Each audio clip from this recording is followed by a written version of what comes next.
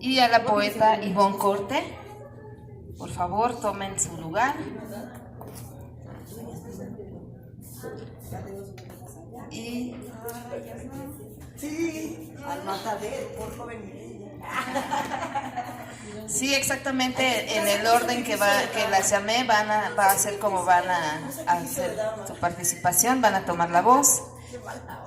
Pues vamos a darles un aplauso a las poetas que esta noche van a hablar sobre el tema de feministas o feminazis. Este es el tema de esta noche. Un tema que realmente dicen que surgió allá por los años 90 del siglo pasado y que pues ahora vuelve a surgir y con una fuerza tremenda. Vamos a ver qué nos dicen las ponentes. Y bueno, tal como se indicó, vamos a comenzar con Brenda Cedillo, enseguida con Alma Carla Sandoval, después Adriana Tafoya y terminamos con Ivonne Corte. Tiene cada una 7 minutos para exponer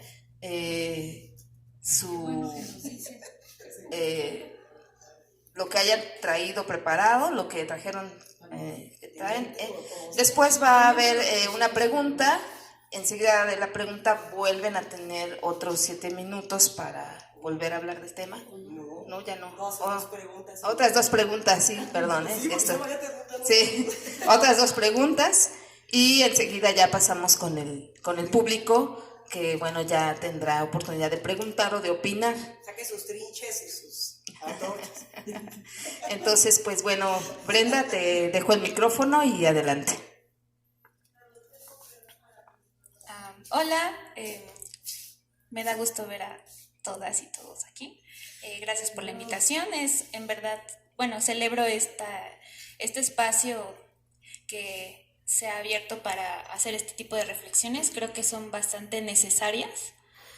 Y pues nada, me gustaría hablar un poco sobre este término, pero no solamente sobre el término, sino más bien voy a buscar relacionarlo en el ámbito pues de poético. Entonces, pues aquí preparé algo, espero pues se abra la discusión, ¿verdad? Se titula Feminazi no, Femi-nací. Las mujeres nunca tienen nada que decir, pero lo dicen encantadoramente. Oscar Wilde. Constantemente hay un desdén hacia la lucha feminista por creencias injustificadas o bastante superficiales. No considero que cualquier lucha se autojustifique. Creo que debe haber razones y hechos que la soporten y pienso que este es el caso. La tasa de feminicidios continúa aumentando, 9 feminicidios hay al día, desembocando en una situación bastante alarmante. Pareciera que nos encontramos en época de caza de brujas, donde cualquier mujer que salga de noche segura de sí misma o toma el transporte público es agredida de alguna forma, y en muchos casos se llega al extremo de la máxima expresión de violencia de género, es decir, el feminicidio.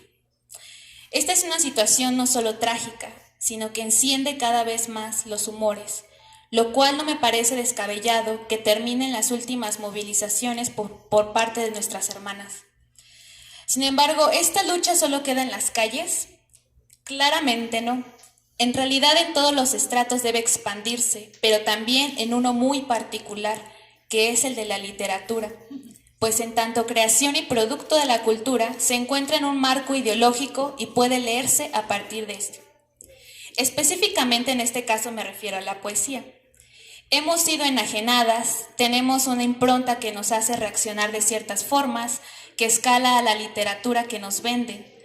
Los claros ejemplos son la literatura comercial, que vende profundas reflexiones, o romanticismo, cuando es solo la parte barata y bastante superficial de tales temas. Algo que ya advertía Rosario Castellanos cuando hablaba sobre la poesía de Sabines. Cito: los lectores de Jaime hace tiempo que estamos en Yuria, un poema de Sabines, detenidos ante este poderoso monumento en que un hombre graba su protesta, su esperanza y su desesperanza, su sabiduría y sus oscuridades, aguardando a que venga el otro y lo descifre y lo comparta. Porque ante estos signos se puede sentir o disentir apasionadamente, pero no alzarse de hombres con indiferencia, no pasar de largo como si se tratara de un asunto que no nos concerniera. El autor tiene la virtud de arrastrarnos hasta su órbita, de colocarnos en su terreno y ya allí dejarnos en libertad para estar o no estar racionalmente de acuerdo con sus poemas, porque emotivamente sí hemos sido enajenados. Esta enajenación no nos permite vislumbrar que muchos de los poemas con los que hemos crecido o con los que nos han enseñado lo que es poesía tienden a ser violentos de distintas formas, ya sea explícita o muy sutilmente.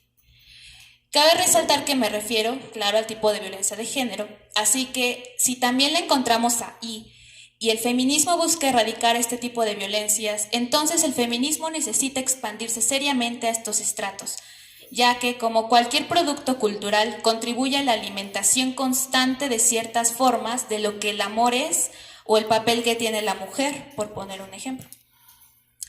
En ese sentido, entonces no exageramos por tratar de poner de cabeza estos valores, sino que de eso también trata el feminismo, de resignificar y construir otro tipo de poesía, de literatura que no continúe alimentando el sentido común sobre el amor, sobre las relaciones familiares, sobre ser mamá o no serlo, sobre ser novia, etc. Porque claramente ese pensamiento común nos ha encaminado a estar parados sobre cadáveres femeninos. Todo esto sin contar que aún hay gente que cree que las grandes obras son solo creadas por hombres. Las antologías que buscan marcar un canon en la poesía mexicana solo muestran a algunas mujeres, Sor Juana y Rosario Castellanos, dejando al descubierto que a Sor Juana solo se le coloca casi por herencia histórica y a Chayito solo por ser diplomática. Para ilustrar esto quisiera tomar la antología Poesía en Movimiento que recopila poetas del México de 1915 a 1966. Ahí encontramos a las poetas Isabel Fraire, Thelma Nava y Rosario Castellanos. ¿Pero qué hay con Margarita Paz Paredes, Guadalupe Amor o Concha Urquiza? ¿Acaso podemos vivir en un mundo donde otras poetas no pueden compartir tanto el espacio de una antología con hombres poetas? La mala noticia es que sí podemos vivir así, porque así es como de hecho hemos vivido. Pero ahora es momento de no continuar omitiendo este tipo de situaciones porque es ahí donde entra también nuestra labor como escritoras y como mujeres conscientes del trabajo de otras mujeres, de crear vínculos de sororidad. Así que si esta labor se expande a el área poética, entonces necesitamos hacer crítica de aquellos poetas que han impuesto como los únicos y verdaderos por adecuarse al discurso patriarcal. A continuación daré algunos ejemplos muy breves de poemas que contribuyen a este discurso. De Sabines, dice: no hay más, solo mujer para alegrarnos, solo ojos de mujer para reconfortarnos, solo cuerpos desnudos, territorios en que no se canse el hombre. Si no es posible dedicarse a Dios en la época del crecimiento, ¿qué darle al corazón afligido sino el círculo de muerte necesaria que es la mujer? Como podemos notar, solo se refiere a nosotras y no es la única vez.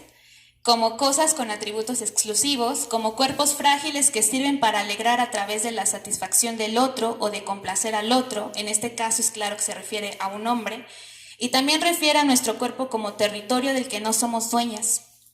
En pocas palabras, las mujeres como un milagro que Dios regaló al mundo para motivar la vida de los hombres y, claro, ser las musas de los artistas y poetas bohemios. Ahora voy a leer un fragmento de Canonicemos a las putas, también de Sabines. Sí. Das el placer, oh puta redentora del mundo, y nada pides a cambio sino unas monedas miserables. No exiges ser amada, respetada, atendida, ni imitas a las esposas con los lloriqueos, las reconvenciones y los celos. No obligas a nadie a la despedida ni a la reconciliación. No chupas la sangre ni el tiempo, eres limpia de culpa, recibes en tu seno a los pecadores, escuchas las palabras y los sueños, sonríes y besas. Eres paciente, experta, atribulada, sabia, sin rencor. Aquí, Sabines, mediante una prosa, elogia a la prostitución por ser, según él, un asunto de bien común, como algo exaltable de nuestra sociedad, además de referirse a las trabajadoras sexuales como personas que no exigen ser respetadas ni atendidas, como personas que pueden aguantar cualquier tipo de abuso, pero claro, lo dice con una máscara de poeta de tal forma que termina siendo romantizado. En ningún momento considera la violencia que se ejerce, mostrando así en esta prosa a las trabajadoras sexuales como seres casi divinos, los cuales no pasan por ningún problema y que, volvemos a lo mismo, traen felicidad a los hombres por sus atributos físicos, aunado que como no pueden protestar, alzar la voz y exigir por alguna situación, según Sabines en su prosa, es porque son bondadosas, entonces son seres magníficos. Ahora quiero dar otro ejemplo, que es un poema de Parra, bueno, un antipoema de Nicanor Parra, que dice, la poesía morirá si no se le ofende, hay que poseerla y humillarla en público, después se verá lo que se hace. El afamado Nicanor Parra también tiene su poema, o en este caso antipoema violento. Como vemos, sus letras penetran, es que el asunto aquí es que es visual, entonces de hecho este poema es un falo que está penetrando porque las letras pasan justo en medio de unas piernas abiertas y de hecho lo ve uno y dice, como vemos sus letras penetran literalmente a una mujer, es que les iba a pasar la imagen pero tengo el celular en la mano, entonces bueno, atravesando unas piernas abiertas en una posición bastante sugerente. No se trata del escándalo de unas piernas abiertas, sino de que no necesitamos de tanta imaginación para ver el abuso que nos expresa Nicanor de manera visual, además del contenido de las palabras que tiene. Hay que poseerla y humillarla en público. El discurso claro es, a los entes asociados femeninamente deben ser explotados, poseídos por los poetas varones, y también ser tomados como símbolo de fragilidad, de lo cual pueden disponer y humillar en cualquier momento para sacar provecho. En fin, podemos quizá hacer todavía un análisis más cuidadoso de estos poemas e ir adquiriendo conciencia de nuestra impronta para desligarnos y darle vuelta a estos discursos que han sido romantizados y se han vuelto símbolos de inspiración, sin a veces advertir que se trata en el fondo de normalizar abusos, acoso y otras situaciones que violentan nuestra dignidad. Para ir cerrando mi participación, quisiera mostrar otro tipo de ejemplo que no es el tipo que se exprese mediante la tinta, sino que se muestra de otras formas. Me refiero a los eventos de poesía. Hablaba hace unos momentos de seguir expandiendo el feminismo en el área poética, lo cual implica cambios, no solo en el discurso, sino que se replantea en nuevos poemas y también de cultivar la sororidad para impulsar el trabajo de otras artistas y escritoras. No obstante, otra de las cosas importantes en este labor tiene que ver incluso con la convivencia con otros poetas en lecturas. ¿Por qué es relevante? Porque al parecer muchos poetas y artistas buscan refugiarse en su actitud bohemia y romántica para hacer, decir y reproducir su machismo en diversos niveles. Sobre todo a nivel micro, el cual permea en eventos de este estilo. De tal forma que terminan siendo machitos progre, es decir, hombres que tienen su discurso pro mujer, pero que caen en una inmensidad de actitudes micromachistas, o sea, actitudes o acciones sexistas aceptadas socialmente o encubiertas. Déjenme ilustrarles este punto con una anécdota reciente. La última vez que fui al foro de la Bauhaus, pues estaba el poeta Juan Q, y en pleno evento llamó de discurso para que todos escucháramos, o sea, así como que nos dijo, hey, escúchenme, y nos volteamos porque pensamos que iba a decir algo interesante o relevante. Dijo que el corazón es el símbolo del amor y que representa las nalgas de las mujeres, de modo que las mujeres solo servimos para enseñar nuestros corazones. Mientras que algunos presentes escuchaban con atención, algunos otros estaban asombrados, otros se reían y otros con cara de incomodidad ante lo que escuchábamos. ¿No suficiente con eso? Posteriormente comenzó a burlarse de la maestra Cristina de la Concha. Me da una pena porque justo ayer estuvo y dije, ay, me hubiera gustado decir esto, porque creo que ella hubiera dicho sí, bueno, eso esperaría, se empezó a burlar de la maestra Cristina de la Concha por su apellido. La alburió y reía junto con otros hombres que estaban en el evento, mientras estos le aplaudían sus comentarios doctísimos y alababan al vato u hombre o viejo lesbiano, como quieran llamarle, como el maestro. Ante esto, la maestra solo intentó reír e hizo una mueca de estos compañeros son unos graciosillos, mientras otra maestra y yo nos volteamos a ver con cara de incomodidad y de ganas de callarlos a golpes. Y todo esto sucedió antes de que él leyera un poema que, si bien técnicamente era bueno, su contenido solo hablaba de observar a una mujer y su mascada blanca y pura, de la cual él podía disponer, y se regocijaba en ella como el milagro que Dios o el diablo brindó a los hombres para su placer. Más que chisme, quise compartirlo porque esto suele normalizarse. Por ejemplo, este poeta todo el mundo lo conoce y lo que dicen de él siempre es que es un sujeto controversial. Sin embargo, no creo que sea correcto el reducir una actitud claramente machista, maquillada con el rostro de un poeta polémico.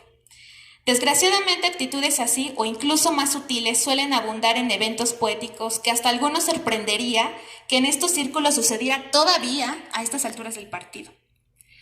Por este ejemplo y muchos otros, entiendo y aplaudo los eventos que se hacen donde las mujeres son protagonistas o donde incluso solo mujeres se encuentran para compartir su trabajo. También a nivel editorial, un ejemplo rápido es Larvaria, que en su convocatoria aclara que no se reciben poemas de viejos lesbianos, refiriéndose a vatos u hombres que se creen bohemios y hacen poemas de amor romántico o de esta índole. Y ya no hablar de la labor que está haciendo Verso Destierro, hay que mencionarlo, ¿no? Pero bueno, sea más importante, por hacer estos espacios de reflexión tan necesarios y de cuidar las plumas que editan con el fin de no ser una editorial independiente, porque de esas sobran, que encubre o edita a machitos. En fin, esta serie de ejemplos fue para tratar de mostrar un punto. Dado que feminazi es una forma poco acertada de llamar a las feministas, porque minimiza la lucha y tergiversa los fines, sin embargo, como sabemos, se ha popularizado mucho, lo cual implica que se desdeñe y no se comprende el porqué de la lucha, diciendo que exageramos viendo problemas donde no los hay. Pero con estas anécdotas y ejemplos que encontramos en el mundo poético, ¿seguiremos siendo llamadas feminazis? ¿Es verdad que exageramos cuando un poeta se refiere a nosotras como meros objetos de inspiración? ¿Es verdad que exageramos cuando un poeta se burla de nosotras en vez de hablar sobre nuestro trabajo como escritoras? ¿Es verdad que exageramos cuando en lecturas de poesía pareciera que debemos aguantar burlas sobre nuestros cuerpos? Este desdén no es nuevo.